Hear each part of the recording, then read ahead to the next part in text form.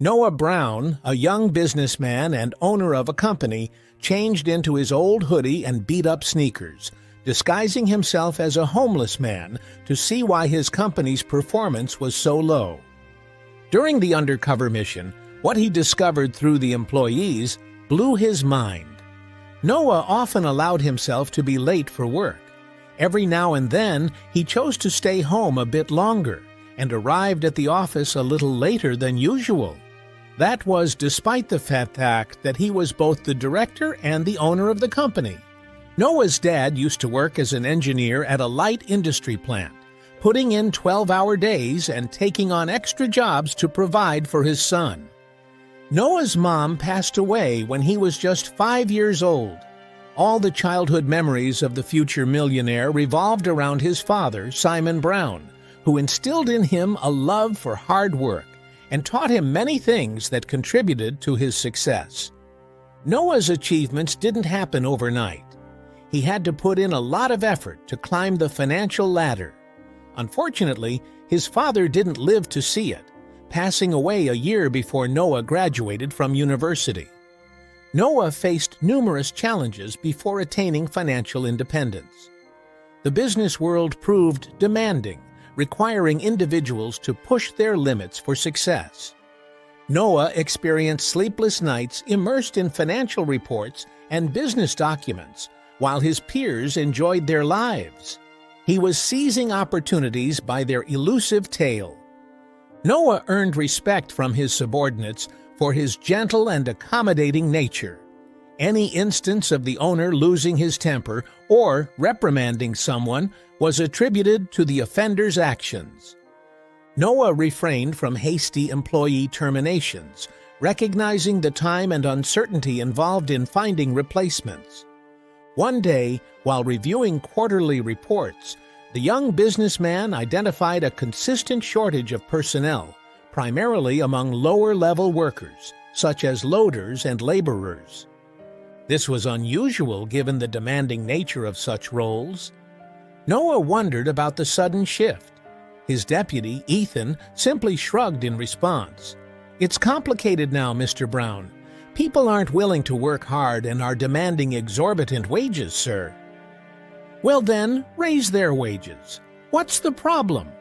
Why did people want to work for us before? And now they're heading to our competitors. Soon, we won't have anyone willing to work for us." Ethan nodded in agreement, but continued to gripe about the competitors and the workers, overestimating their value. Noah sensed there was more to the story, and Ethan wasn't disclosing everything. What exactly was it? That remained a mystery. Noah had to unravel it himself because no one else would handle another's dirty work, especially when it involves going through someone else's dirty laundry. The young businessman understood this better than anyone struggling to find a solution. Noah racked his brain, contemplating various schemes and approaches. He dreamed of uncovering the truth as quickly as possible. During that moment, a movie on TV depicted spies disguised as homeless people observing their target fearlessly. Inspiration struck Noah.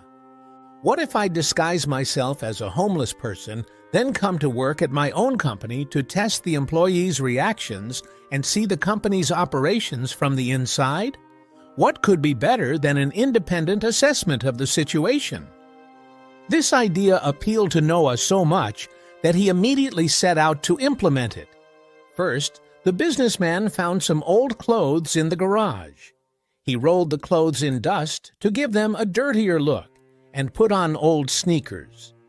Noah examined his reflection in the mirror and, after some thought, added a baseball cap with a broken visor to his outfit, nodding in satisfaction. "That's what I need. Now, a bit of makeup on my face, and I'll be impossible to recognize." To avoid arousing suspicion in his deputy, Noah informed him of a lengthy business trip, estimating a week away.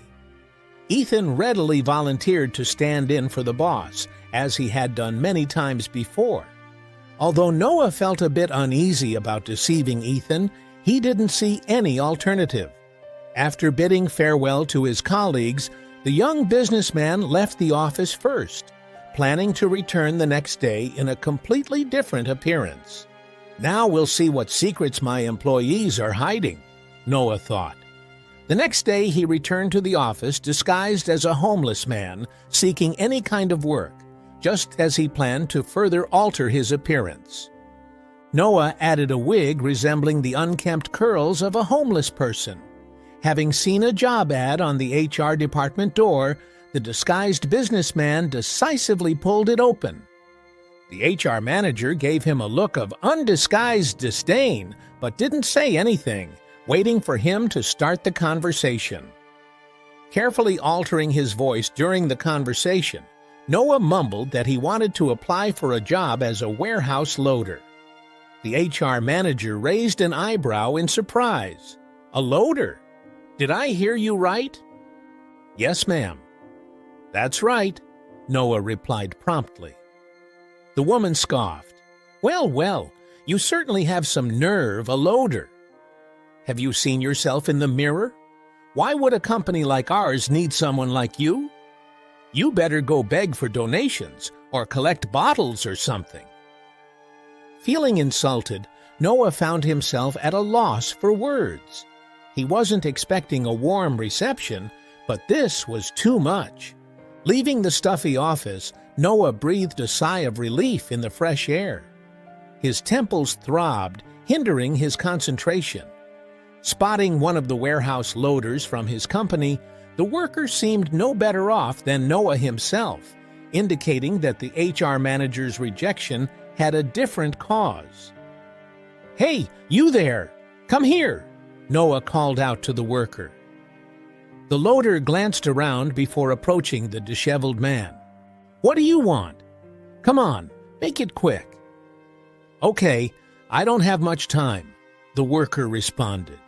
Noah looked into the man's eyes and asked, "Well, what can you tell me about this company? Is it worth getting a job here, or should I look elsewhere?"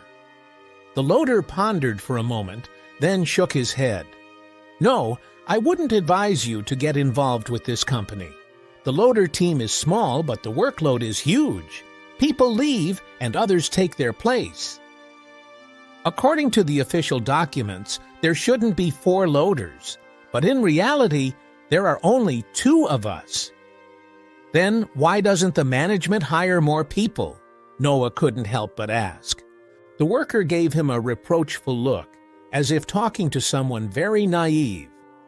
"That's kind of obvious, isn't it? They just keep the money and dump all the work on the loaders. They do hire. I bet the owner doesn't even know anything about it. I've only seen Noah Brown once, and even then just in passing. I can't say anything bad about him.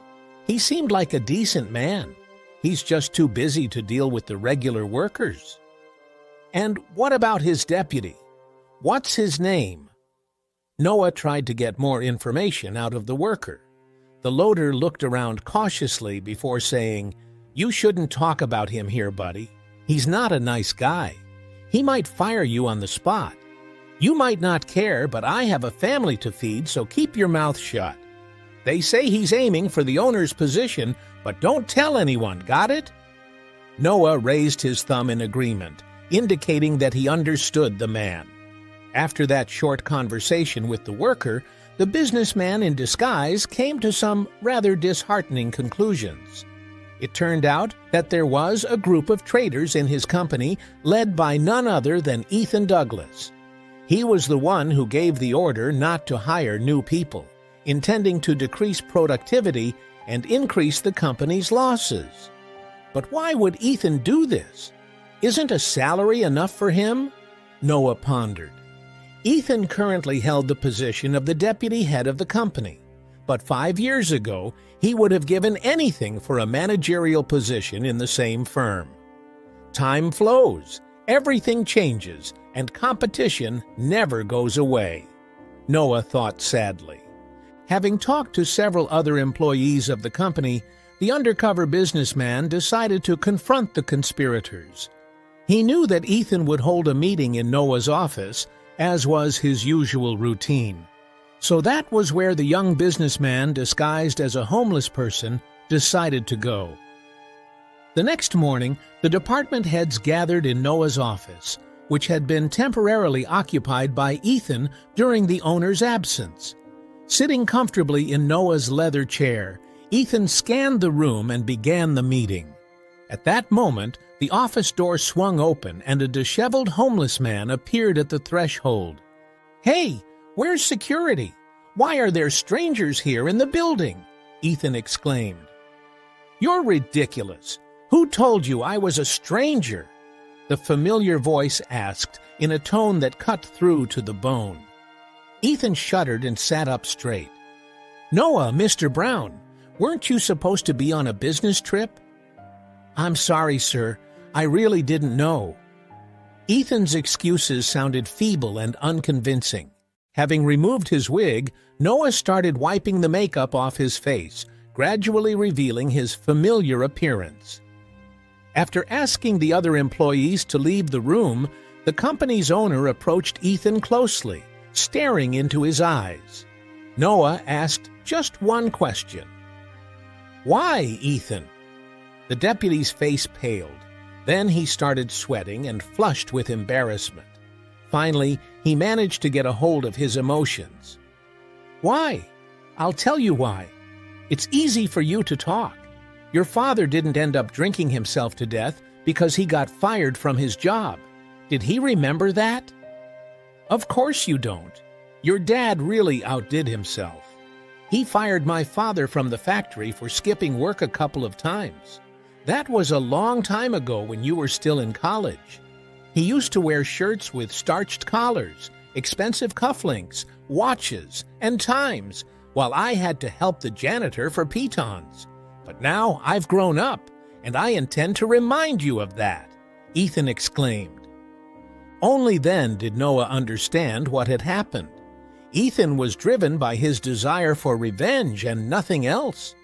Pretending to be a friend and a loyal employee, he ruthlessly embezzled the company, aiming to bankrupt Noah. For this purpose, he surrounded himself with other traders who were dissatisfied with the current state of affairs. The company's owner listened to Ethan's hysterical accusations and then pointed to the door. Noah wasn't about to tolerate traitors in his company. He knew that if someone betrayed him once, they would do it again as soon as they got the chance. Thus, Noah fired Ethan and all of his supporters. Now, being out of the office, they could implement all of their crazy plans and live up to their ambitions. With Ethan gone, the company flourished before everyone's eyes. Now, its employees were all people who truly cared about their work and career.